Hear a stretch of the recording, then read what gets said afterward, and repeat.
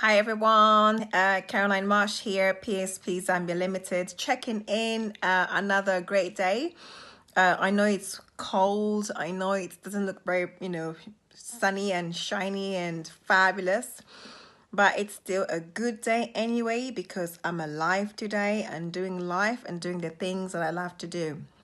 Just checking in today, sharing my own life and being as vulnerable as I can be. Someone asked me an interesting question and said, Caroline, so, how do you get on? How are you with really your personal financial situation? How do you come up with your goals? How do you plan and prepare for the year after? How do you do these things? And I'm just as human as everybody else. And every day I'm aiming to craft my game and play my game to the best that I can be.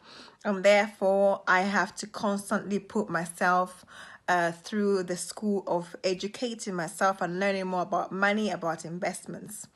But the one thing that I quite like about this time of the year is what it does for me. It gets me to really reflect, look back at what the year has done and be able to plan what my next year should look like.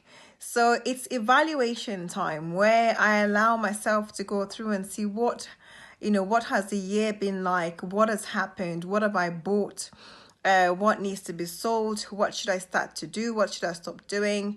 And of course, the interesting part is around asset acquisition.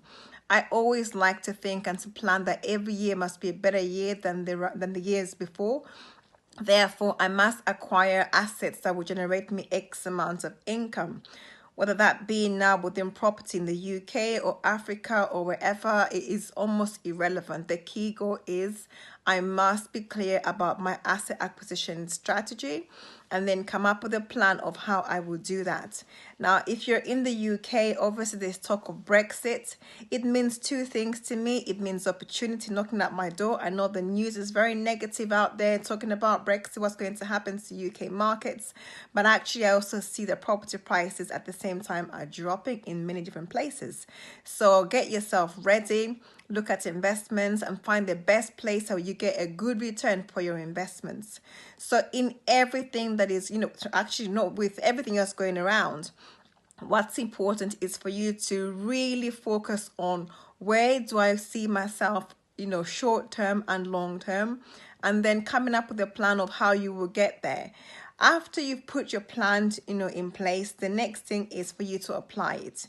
Majority of the times people end up, spend so much time planning, researching, gathering the knowledge, the information here and there, but just never take action.